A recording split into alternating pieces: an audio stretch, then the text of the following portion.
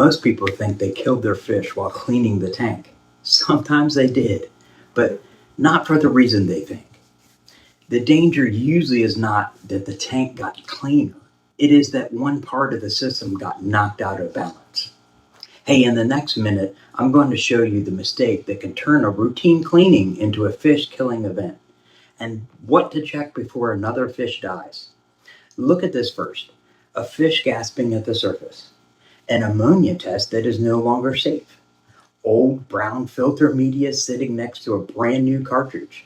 A clean looking tank with almost no movement at the surface. Those can look like separate problems, but after cleaning, they often point back to one question. What changed? Before you add medication, before you clean more, and before you replace anything else, you need to know whether the filter bacteria, oxygen, or water change got hit. Ask yourself this.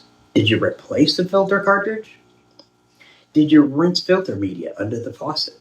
Or did you clean the filter and gravel on the same day? Did you change more than half the water? Did you forget conditioner? Or did the new water feel much colder or warmer? If the answer is yes to any of those, keep watching. Because your next move is not to keep cleaning.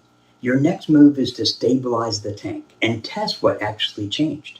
If this were my aquarium right now, here's exactly what I would do. Before I touch anything else, I would get oxygen moving at the surface. I would keep that filter running. I would not replace more filter media. I would not deep clean anything else right now. And I would not start dumping in medication before testing ammonia and nitrite. The tank can look cleaner and still be more dangerous. Clear water doesn't not prove safe water. The first thing I would look at is the filter. Not because the filter is bad, because the filter is one of the places your beneficial bacteria live. Those bacteria can help process ammonia and nitrite. If you rinse filter media under untreated tap water, replaced all the cartridges, scrubbed everything spotless, or cleaned the filter and gravel at the same time, you may have removed too much of that bacteria at once.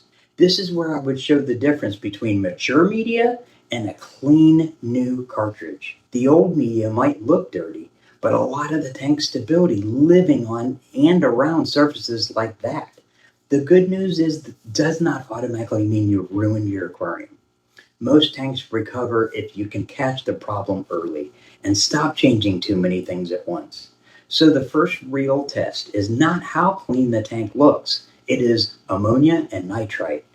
The second thing I would check is the water change. Was the new water conditioned? Was the temperature close? Was the water change much larger than normal? And did you clean the filter on the same day? Chlorine and chloramine can hurt fish fast. A temperature swing can shock them.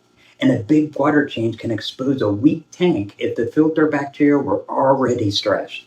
That's why I do not like 5 fixes at once. If you clean the filter, vacuum deep, change a lot of water, move decorations, and replace media all in one day, you have changed too many things to know what caused the crash. The third thing is oxygen. When waste gets stirred up, bacteria can start working harder. When fish are stressed, they need oxygen. And if the filter flow is weak after cleaning, the surface may not be moving enough. So if fish are gasping, do not argue with the symptom. Add surface movement. Use an air stone if you have one.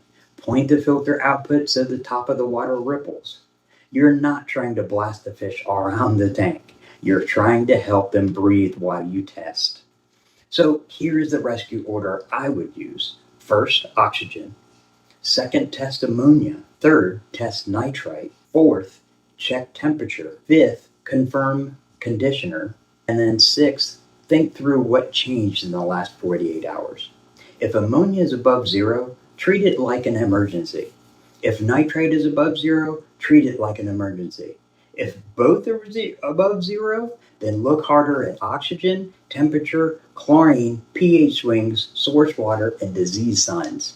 But do not skip the water tests. The biggest mistake is treating symptoms before checking the water. Most rescue stories start with the water test, not the medication bottle.